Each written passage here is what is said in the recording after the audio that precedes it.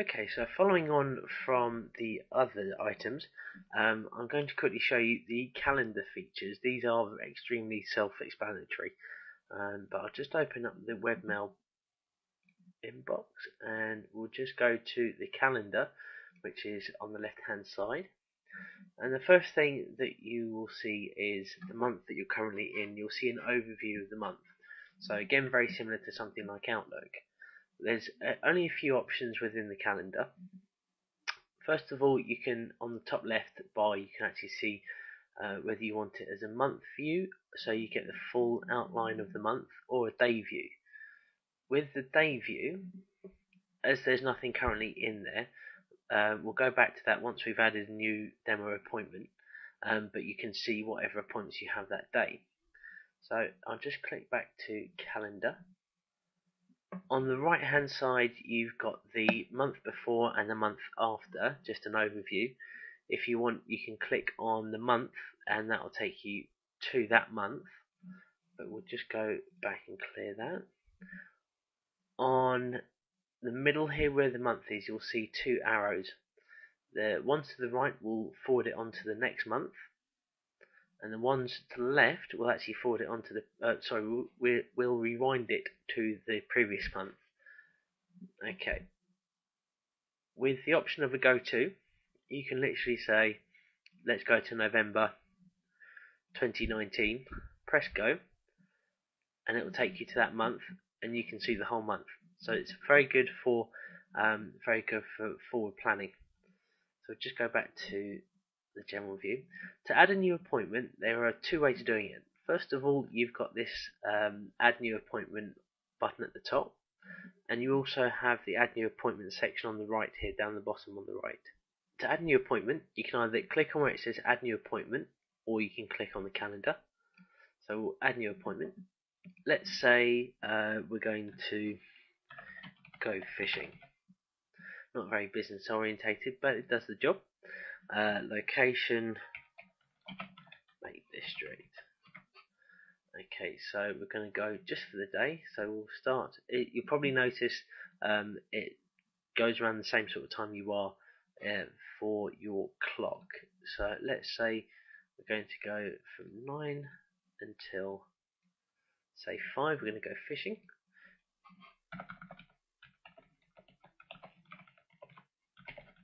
For example,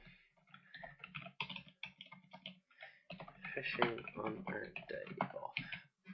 Okay, if you want to make this a recurrence, so it comes around every year or every month, you actually have an option here to say to recur. So when we're setting it to recur, it basically means that on, say it was a daily thing you had to do, a daily report you had to run, you could click on daily every weekday or every day, and then it will literally come up at the same time that you put in here. So it's very good for yearly recurrences. So if it's customer's birthday, you can actually put that in as well.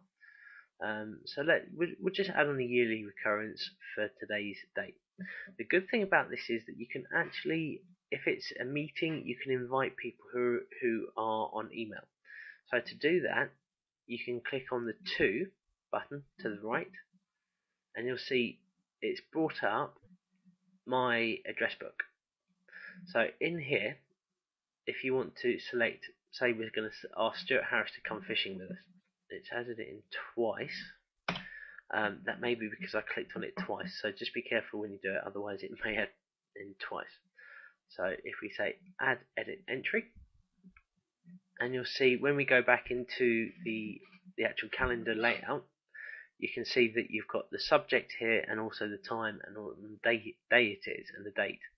So if you wanted to go and have a look at the information on that meeting, you click on it and it opens up all that information. So when you can finish with it, just say add and edit.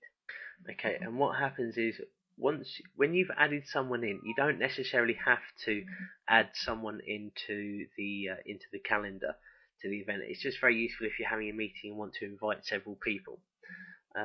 That email has actually just come through on my Outlook, and as you can see, it's come through as a meeting request. So people who use Outlook or other programs, they can actually say whether they want to accept your request for a meeting, say possibly, or decline. So let's say accept. So we'll say send the response now. So that's now sent a response through. That's just sending in my email program as we speak. So if we go back quickly to the day view for today, as you can see, it's showing me the appointments that have come through that we've added in for today.